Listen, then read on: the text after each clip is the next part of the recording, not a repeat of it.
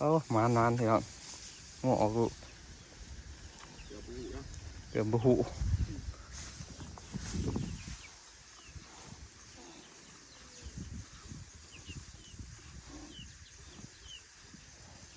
ตอนนี้น้องออกไปนอกพี่น้อง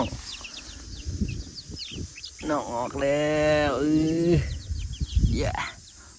ได้เติบไปของแสบตัดผ่ามาเหือนนะพี่น้อง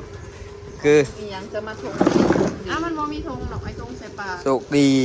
ได้กินโอ้บุญปากนี่พี่น้องบ่คอยป้างวดตัวนี้หันคอยตั้งใจว่าสิเอาให้เจ้าอันน่ะ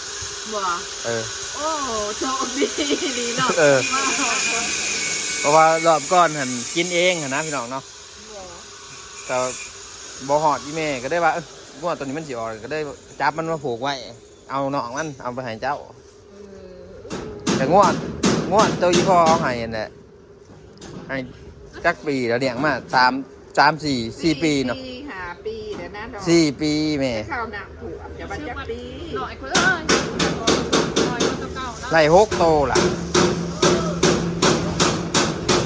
ได้มุ่นให้ดู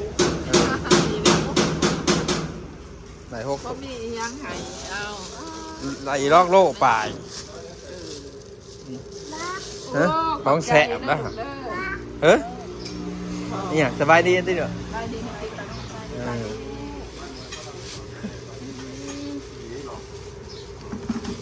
ไม่พอดีกินได้เลยแพงนะนี่100,000 บาท 200,000 โอ้ 200,000 บาทอยู่เนาะบัดนี้มันงะไม่ดีตัวทองตัวนี้บัดตัวนั้นหันเลือดหลายนี่ข้าวพอดอยเนาะพอดีเฮ็ดใส่ก่อนไม่ได้แล้วสิตกบักหน่อยเฮ็ดอยู่ผู้เดียวไปชิมก่อนอันนี้ก็เห็ดใหม่น้ำพริกบนอัด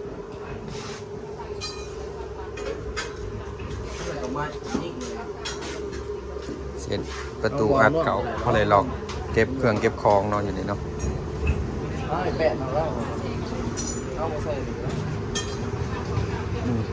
มีตะนางเล็กกันละนะเจอกับมุนโดนนี่ยังไงเปิดเดียวยังหาไปนี่แผ่นเดียวเลยไม่ได้อันนั้นใส่โดดแน่โดดนั่งคอยก็โดนกระแจเลยมันง่ายก็ละห้องก็นั่งกันเลยเนาะไปใส่ถึงเมื่อกำยาละบาทนี่บ๊ายบายนะจุบได้เลยดิ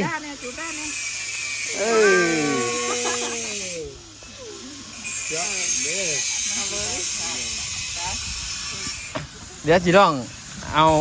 ไหแม่เอาไหเนาะเพราะว่าสิไปคล้ายคล้องกับเบื่อพี่น้องเลยไม่ได้อยากไปหันไปหนีก็จะสบายปลาไหลก็อีแม่มีแต่เอานุ่มไปก็ได้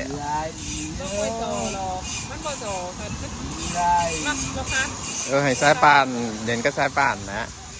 เนาะกาหนมคิง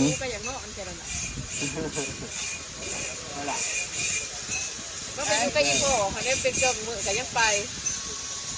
ไม่จังสบายดีหายมือไม่จะไปละมือไม่จะไปเนาะไปเฮ็ดแต่ก่อคุณยังไปมือไปน้ำเมย์บอเลยไปน้ำยังเนี่ยบอโบไปวันเมย์น้ำยาโบไปอย่าถึงเมื่อน้ำยาโอ้จะเป็นมันติดค่ะเพื่อนไปไปบ่ไปบ่โน้ตสุกมือดีไอ้บ่ไปหรอกไปจะไปได้หรือจะไปเลยมาพอมาพ่อปู่มึงกับโบมี่ปีอักเอาด้านซอยกันไปถึงเนาะเละวัดที่ไปแต่ว่าอยากขี่รถบ่อยากไปขี่รถไปเนาะ เอามาขี่มาขี่มาเอาพอมึงคืน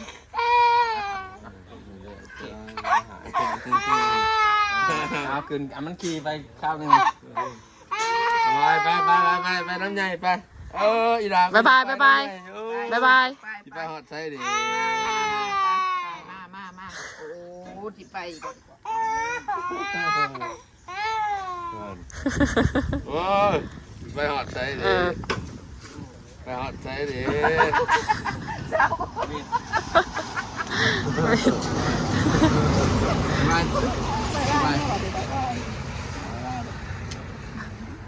บ๊ายบาย ได้แน่ได้ดูแล้ว อุ้ยเสร็จน้ำตาเองอีนะ ไปหอดใส่ดิ เสร็จน้ำตาเองอีนะ ไปหอดใส่ถาด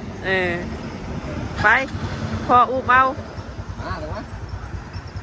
ขี่รถไงครับพ่อเนาะ มืออื่นจังเมื่อ มือจังเมื่อเนาะ มืออื่นแม่กับเมื่อเห็ดอันนี้ใส่กรอกโธ่สุกพอนี้โธ่ แน่เหลววาดนี่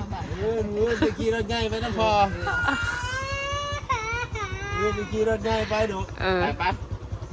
มือจัง อยากเมื่อนะบายบายยาเนี่ยบายเนี่ย มือจะไปจะไปน้ำพอจะเลิก ป้าเจ้าอยากเมื่อนะมันคำแล้วก็ว่าคัตเตอร์เจ้ากะจิเอาแบบนี้อยากเมื่อแล้วมันคำแล้วไปแป๊บเดียวก็ได้มะ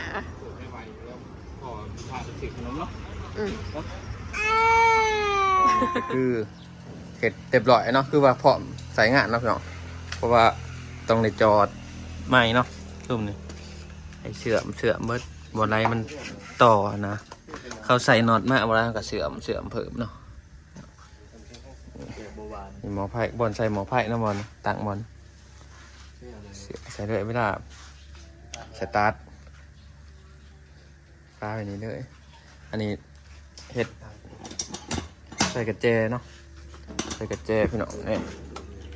ตะกี้มันมากแต่อันนี้มันพี่น้องก็มาเห็ดใส่กระเจไปดอกไว้เพราะแต่ดอกของส่วนตัวนี้จะเป็นบิดเนาะ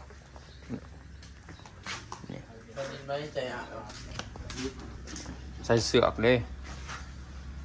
มีวินดอกใส่เสือกมาใส่ครับสิผูกยังคือว่าวิทย์ยังหาเสือกดึงมานี่ใช่ต้นไม้โหก็เอาลัก